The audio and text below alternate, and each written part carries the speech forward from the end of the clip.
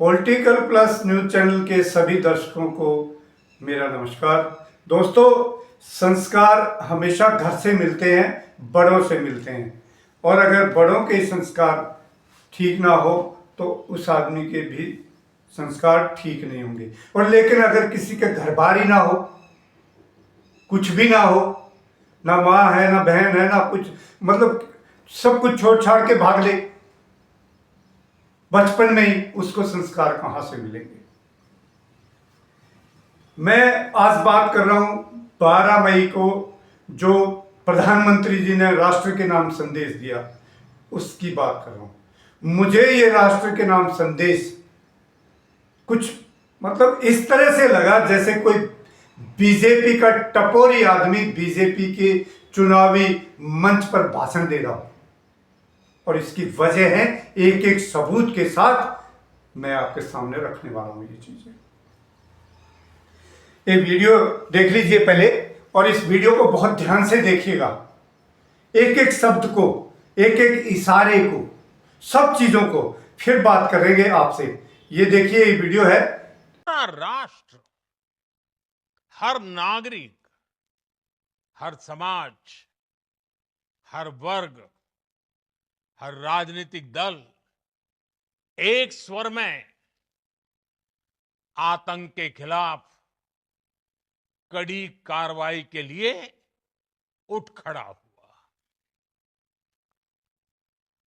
हमने आतंकवादियों को मिट्टी में मिलाने के लिए भारत की सेनाओं को पूरी छूट दे दी। पीजीएमओ को संपर्क किया,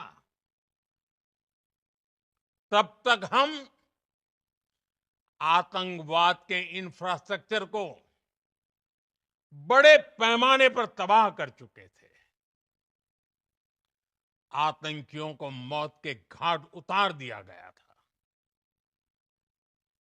पाकिस्तान के सीने में बसाए गए आतंक के अड्डों को हमने खंडहर बना दिया था। इसलिए जब पाकिस्तान की तरफ से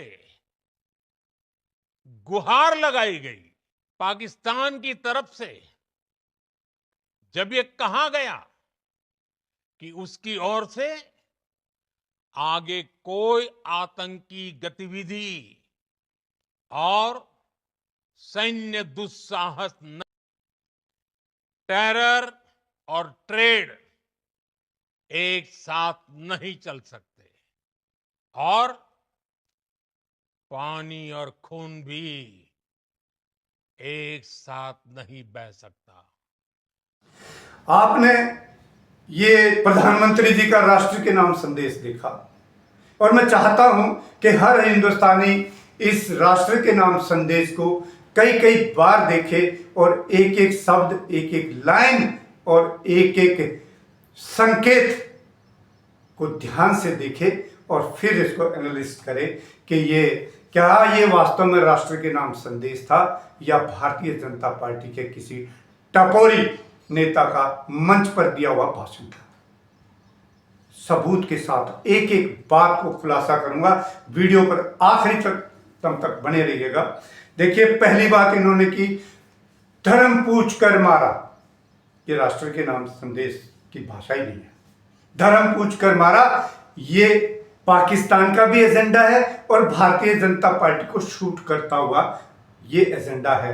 और भारतीय जनता पार्टी हर चुनाव के ऊपर इसी एजेंडे का चुनाव लड़ती है। हर चुनाव के समय ये उनका अपना एजेंडा है।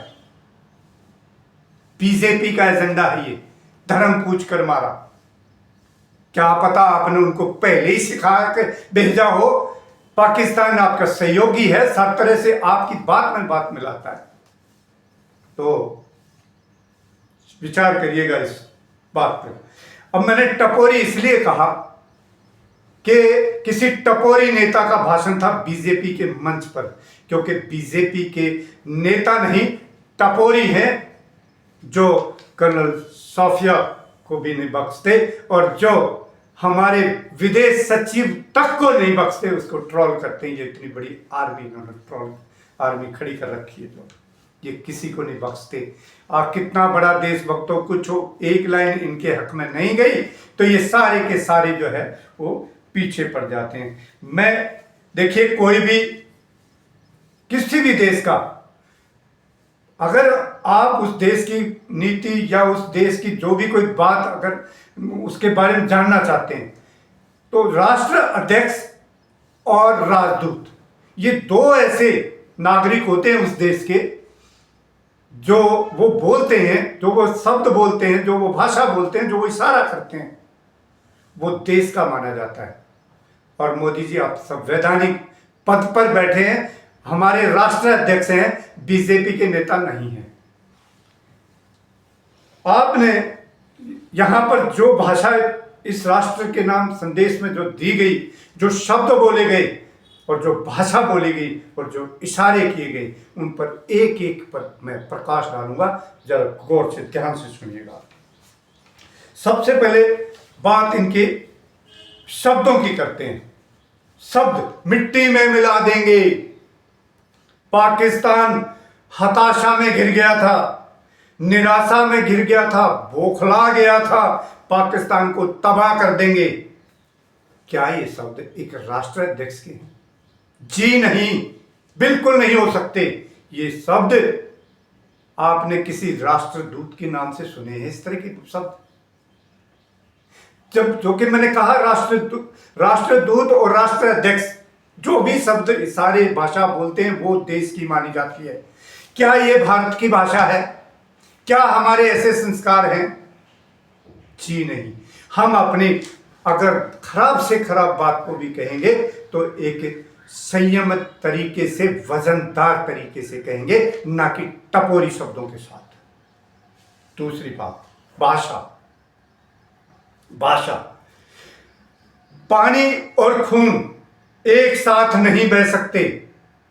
मुझे यहां पर मोदी जी राष्ट्र के नाम संदेश में पाकिस्तान के टपोरी नेता बिलावल भुट्टो को कॉपी पेस्ट करते हुए देखे गए। यह घटिया और टपोरी भाषा पाकिस्तान के टुच्चे नेताओं की है। यही बात सेम टू सेम शब्द बिलावल भुट्टो ने पाकिस्तान में बोले और वही के वही शब्द मोदी जी यहां राष्ट्र के नाम संदेश में हमें सुना रहे हैं। इनकी भाषा और इनकी मंशा और इनकी नीति एक ही है। सब मिले हुए हैं। अगर सब नहीं मिले होते तो पहलगाम कांड नहीं होता। मोदी जी, मैं भी आपकी तरह अब उंगली जो दिखा रहा हूं, ये मेरा अगला इशारा है। उंगली में इसलिए दिखा रहा हूं और कई बार दिखाऊंगा। इस उंगली का मतलब समझिए। अगला जो बात है वो इशारे की है। मैंने 3 चीजें बोली थी, शब्द, भाषा और इशारे। राष्ट्रदूत हो या राष्ट्र अध्यक्ष, जो भी करता है उसको देश के माने जाते हैं। अब आइए इशारों में। इशारों में तो जनाब ने हद ही कर दी, बिल्कुल हद कर दी जनाब। एक इशारा नहीं, अपने आप पे देखिए क्या है कि उंगली जिस तरह से यूं उंगली करते हैं, इसको संयमित, संस्कारी या कोई अच्छी नजर से नहीं देखा जाता, नहीं माना जाता। यहां तक कि एक दूसरे को अगर यूं उंगली दिखाते हैं तो झगड़ा भी हो जाता है और वो झगड़ा इतना बड़ा हो जाता है कि मरने तो तुल जाते हैं लोग। और हमारे जनाब ने राष्ट्र के नाम पे संदेश देते हुए, जबकि शुरुआत होती है सैल्यूट की, सैल्यूट देने से पहले भी उंगली दिखाई, धन्यवाद करने के वक्त भी उंगली दिखाई, सेना को उंगली दिखाई, मां बहनों को उंगली दिखाई। इसको गंदे इशारे भी समझा जाता है। इन्होंने किसी को नहीं बख्शा, हर एक को उंगली दिखाई। और एक बार नहीं, 56 इंची ने 56 बार भी नहीं, 156 से ज्यादा इस राष्ट्र के नाम संदेश में इस टपोरी आदमी ने उंगली दिखाई है। क्या आप राष्ट्र अध्यक्ष मान सकते हैं? क्या ये राष्ट्र अध्यक्ष की भाषा है? क्या ये संस्कार हैं हमारे? क्या हमारे देश के ये संस्कार हैं? दोस्तों, सोचना होगा। 156 से ज्यादा उंगली ही दिखाई, 10 बार तो मुट्ठी भी दिखाई। 10 बार, एक बार नहीं। और उंगली कोई एक उंगली नहीं दिखाई, 2 भी दिखाई और 3 भी दिखाई। ये तो उंगली मास्टर है, उंगल मास्टर है। उंगल करो चुनाव जीतो, उंगल करो चुनाव जीतो। जब तक युद्ध चला तब तक बिल में बढ़ा रहा। जैसे ही युद्ध विराम किया, इन्होंने ट्रक मारे, घुटने टेके कि ट्रेड बंद कर देंगे। ट्रंप के पांव में पड़ा। जैसे ही मामला ये हुआ कि युद्ध विराम, ऐसे ही पहुंच चुके जनाब।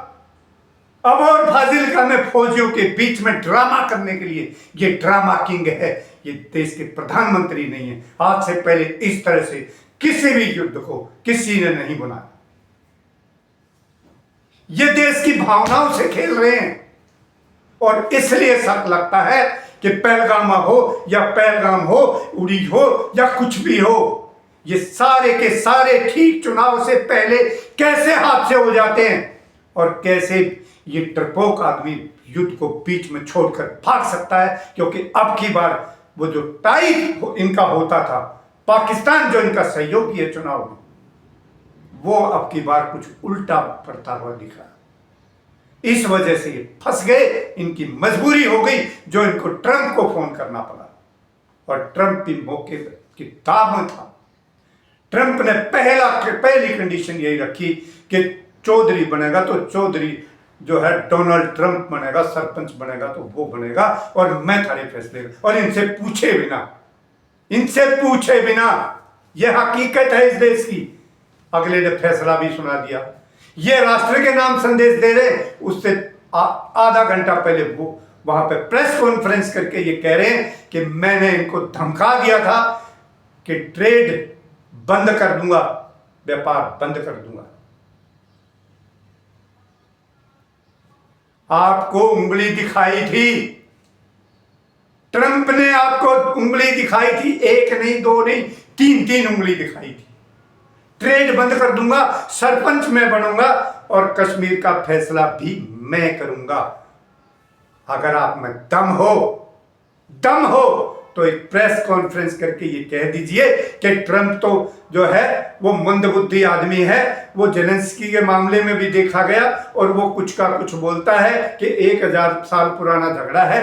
प्रेस कॉन्फ्रेंस करके ये बात कह दीजिए कि ट्रंप की हम किसी भी बात से सहमत नहीं है, ट्रंप झूठ बोलता है, हमने ऐसा कुछ नहीं कहा। अगर दम हो तो मोदी जी मैं भी आपकी तरफ उंगली दिखा, दम हो आप में तो प्रेस कॉन्फ्रेंस करके कह दीजिए। वरना ये देश समझ गया है आप झूठे हैं, ड्रामेबाज हैं, आप इस देश के राष्ट्र अध्यक्ष कम सर्कस के चोकर ज्यादा है। जय हिंद साथियों, मुझे आज यही बात करनी थी।